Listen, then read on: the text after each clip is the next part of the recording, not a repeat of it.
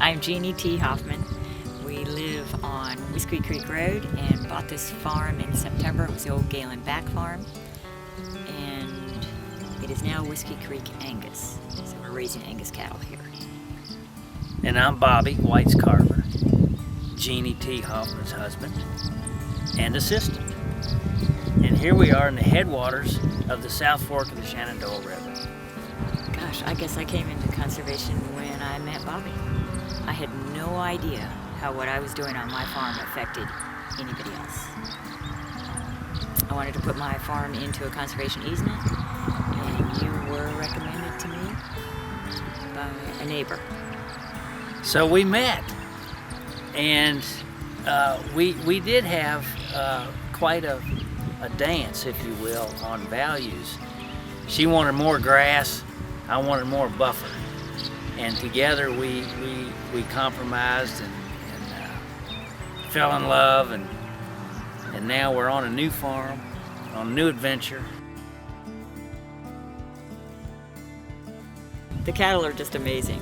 I mean, they're just amazing in all aspects of it. I mean, from Bobby and I doing it together, to the dog, to the land, to see the land change.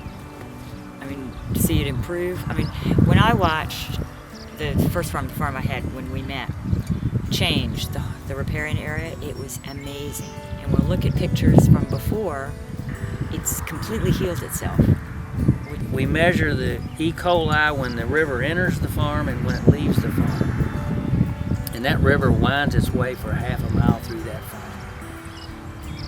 The E. coli, on average, is reduced by 55% just by going through our riparian buffer. And that's very cool. Yeah, that is very cool. The land is better because we're rotating. I mean, it's just excellent to see that. I like seeing it look like it ought to, and I like the cows happy. And you can do both. Absolutely. So we want to produce good food, clean water, and wildlife habitat. You know, all the grassland birds are here that should be here. The grasshopper sparrows, bobolinks, eastern meadowlarks, eastern kingbirds, they're all here. Now, this fall we're going to be planting 3,000 trees, which is going to just, you know, the habitat diversity is going to explode.